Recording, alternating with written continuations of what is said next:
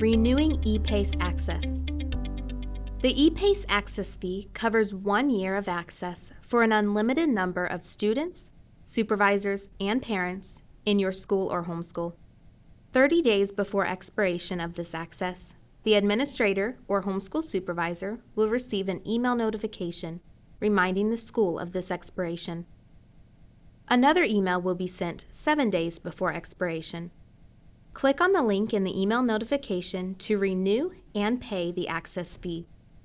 After completing a payment transaction, a confirmation email and receipt are generated from ePACE. Renewing account access extends the subscription 365 days from renewal. If your account access expires, you will be prompted to pay upon the next login.